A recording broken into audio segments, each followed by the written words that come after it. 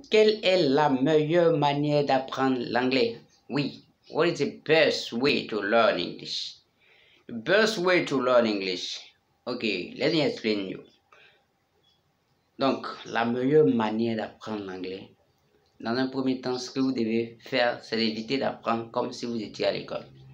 C'est ce que généralement beaucoup de personnes font. Ils apprennent l'anglais comme s'ils étaient à l'école. Vous voyez, à l'école, on nous a appris à apprendre avec les notes. Si tu n'as pas une bonne note, c'est que tu n'es pas un bon élève. Si tu n'as pas, comment on appelle ça, eu la moyenne, c'est que tu n'es pas un bon élève. C'est pas faux et c'est pas vrai. Oui.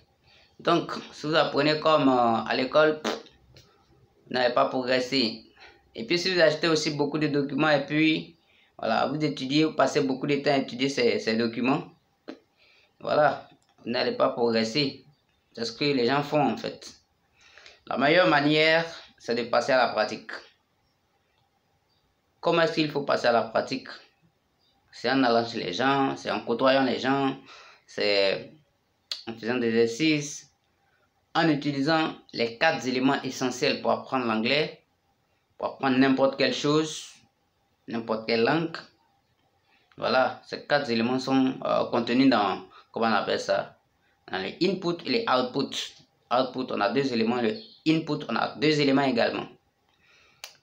Je l'ai dit dans l'une de mes vidéos, les inputs, c'est tout ce qui rentre, c'est tout ce qui est écoute.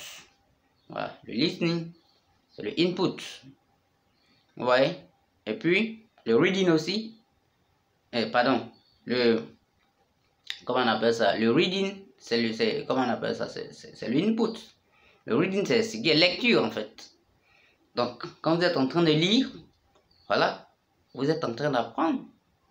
Quand vous êtes en train d'écouter une musique ou un discours, vous êtes en train d'apprendre.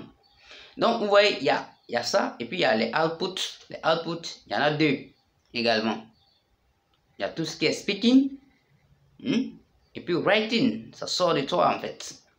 Lorsque tu es en train d'écrire, et lorsque tu es en train de parler, ouais, donc, ce sont des choses qui sortent en toi, et je pense que c'est ce que tu auras appris lorsque tu es en train de, comment on appelle ça, lorsque tu as read, lorsque tu as lu, et lorsque tu as écouté, ce que tu auras ingurgité, ce que tu auras fait entrer en toi, c'est ce que tu vas faire sortir lorsque tu seras en train de faire quoi, lorsque tu seras en train de parler, et lorsque tu seras aussi en train d'écrire en fait.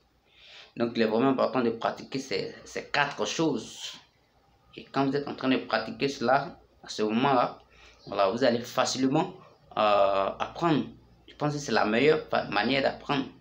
Mais la meilleure manière, parmi ces 4 éléments, la meilleure qui vous permettra de progresser beaucoup plus facilement, c'est le speaking, c'est le parler en fait.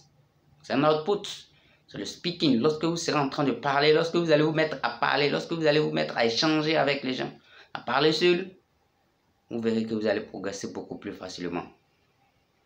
Donc, je vous invite à utiliser la bonne manière. Et la bonne manière, c'est le speaking. C'est le fait de pratiquer, surtout pratiquer. Soyez pratique. Si vous êtes beaucoup pratique, voilà, vous allez voir que vous allez facilement vous améliorer. Et c'est pour cela aussi, cliquez sur le lien qui est juste en bas de la vidéo. Oui, cliquez sur le lien qui est juste en bas de la vidéo. Et téléchargez l'ebook. Voilà, il y a beaucoup de choses encore à apprendre dans cet ebook là. Je vous conseille vivement, c'est un ebook de 100 pages.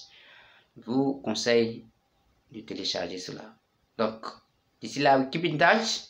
May God bless you. Bye.